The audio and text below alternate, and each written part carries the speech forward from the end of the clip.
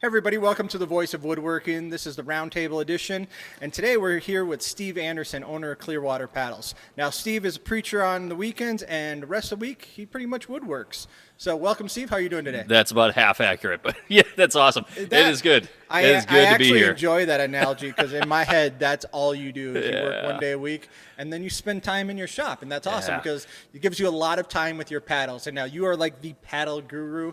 And how did you ever get started in your paddles? I have a passion for it coming out of kind of a camping background. Okay. Right? And I said, in the woodworking skills that I have in my background, that I can make that. And I connected with a good friend who lives up on the North Shore in the city of Duluth, Minnesota. His name's Josh Rude, Glow Rude Paddles and Designs. You should give him a look.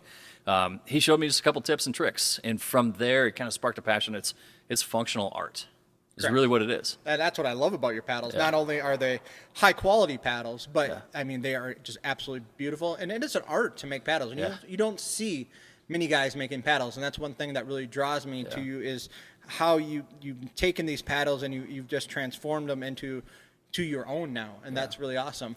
You use a lot of Spanish mahoganies and exotic woods in your paddles, along with domestics. Yeah. How has that been going for you? It's life-giving. I love it. There's a stockpile of them, and I'm always kind of like curating and finding just the right pieces to match together. You know, it's that book matched piece to say that shouldn't be thrown in the fire yet. I think that can become something. Just the beauty of it. So you have a good product. I love your product. Your business, you got a little game plan here. And now, have you started to do any collaboratives? Have you started to go out into town at all and put your paddles into any stores yet? That's the biggest risk. I think everybody who starts off, it's kind of like, will my product, will what I pour my heart and soul in, will someone value that? And then the challenge of saying, what value do I place on that? I remember the first place, a small little kind of niche shop, kind of in a small town. I brought it in and said, would you ever consider maybe selling? I had no idea what I was doing, but then I was scared, like, what if they just sit there? No one wants it. That's kind of where it started for me. Mostly it's word of mouth and taking custom orders. Someone says, hey, could you do this, but also add this to it? And really trying to figure out like your time and your labor and your product, how do you match that all together? And when someone wants something super custom, it's going to add 2 or 3 more hours onto your build. Absolutely. And that's hard. Absolutely. To then put a price on that. But when do you outprice yourself to say, but my time is valuable away from my family, or late into the night, but whatever it might be when I find that shop time to do it. So I would think that your problem, well, the one reason I really wanted to have you on is because you're at the hobbyist level. Yeah. And I respect, because everybody in business, you can either be a hobbyist, or you can be a small business, or you can be a manufacturer. And one thing that I see, you have such a quality product that I would be afraid that once you get it in a collaborative, once you start doing more production, you're going to lose quality a little bit because you take so much time and passion into your paddles right now. I'm too much of a perfectionist that's my problem. Like, I want it to be just right because I know the hands that it's going to go into. I want that to be quality. I don't want them to bring it back after the end of a summer of camping and paddling, saying, hey, this just didn't work. So I go above and beyond, but that's hard to get that profit and the time and to keep a quality product. So let me ask you this. What is your 1-year plan now? 1-year plan is to evolve. Like, someone would say, hey, can I buy that online? Like, I don't have a website, because just the time that it takes, and you want to make sure you lead well and say that's a good product. But it's also, I have a full-time job. I'm a pastor of Lakeside Covenant Church. That's my full-time thing. But I have this passion, which is also kind of my therapy. But that next level thing is to, how do you produce it? How do you get it out there? How do you make it continue to tell a story? And so this next year is developing the website. But it's also, when you receive an order, sometimes you're beholden to it, like, oh, now I must fulfill that. So it's to have an inventory. So it's a website and it's the inventory. So when someone says, I would love that in a 52-inch, 14-degree bench shaft paddle, you can grab it off the rack and say, I'd love to get this in your hands in 2 weeks.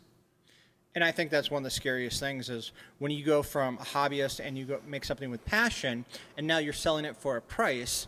It sounds great, but you have the stigma of business. Yeah. And that takes away, because you referred to it as your therapy. Yeah. And I just remembered when woodworking was my therapy. Yeah. And to be quite honest with you, I've lost the therapy. And this is why I've kind of gotten out of tables now, and I've gotten into more arts.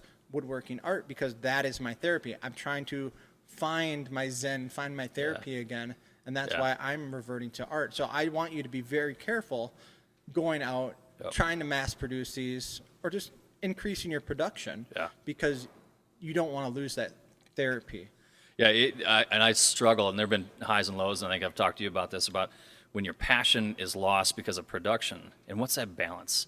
You know, where you're like, oh, this is a work of art, versus get this one done and move on to the next one. I took on a huge project this last year, and it just kind of sucked the creative energy out of me. Yep. I forgot what book it was I read a long time ago, but they were depicting this, and it was basically, if you do good things for your friends, you know, you want to do good things for your friends because it makes you feel good. Yeah. But as soon as your friends turn around and say, here's $20 for doing that or something like that, it takes away that moral value, that gratitude.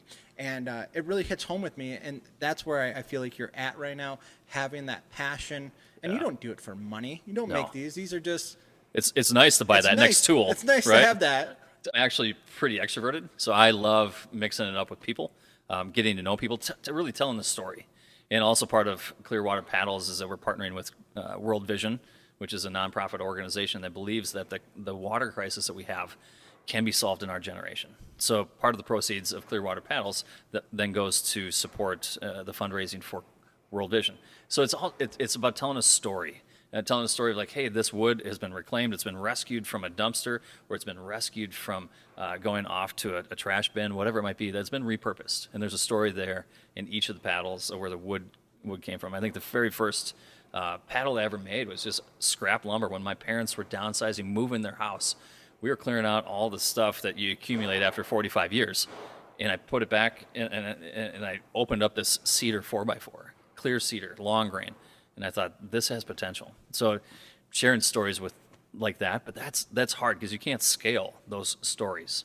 Each paddle has hours and hours and hours of hands-on labor in it, but there's also a story in the wood and where it comes from. So I love just mixing with people in the community, telling that story, and helping people understand a little bit more of woodworking and the curation of where wood comes from. And that's a great story. You got to have... Your customers have to understand it, because you can't just put these on a rack at Dick's Sporting Goods and say, "Come buy them." So, that's where I'm not interested. Yep. Not interested in that. It's a small. I would love a dream somewhere on the North Shore, an outfitter, to say that there's a Clearwater paddle. How are things going with your church? We have done well coming through COVID and out of COVID. I'm encouraged. It's an incredible community. What we would say is that we want to create space for people to share life. Isolation is the death of community. So if you feel isolated, your everything is going to be down. Your hope tank is going to be empty. But we'd say we want to share life, pursue Jesus, and change the world. And I think we can all create places and spaces where we can be known, we can be loved, and in just the basic needs of what we have. That's what it is. I want to be known, and I want to be loved, and I want to have purpose. So for a church, we tried to create a new space for people to try again. Maybe they left the church, but they haven't left and given up on God, that they might try again. So, absolutely. And are you going to offer wood classes in your church? A dream would be if we can. So we're meeting right now at an elementary school, and it's an incredible relationship that we have with the school, with the principal and the social workers. We can meet real needs in real time. However, at some point, we'd like to have our own space.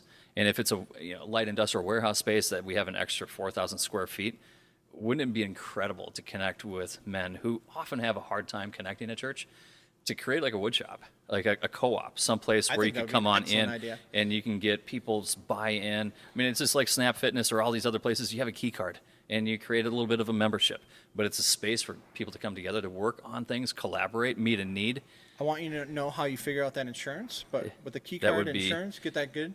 Let me know how you do that. But Joseph was a carpenter, and you absolutely walk right into that. Something in there. But for me, it's a gift that I know that I've been given to use my hands. And it's how do you steward that? How do you use that? Not just for me, but I want to share that with others. And that's where I love helping out with people. They say, I have a problem. Hey, I heard you're good at this. Great, let me help you. Absolutely.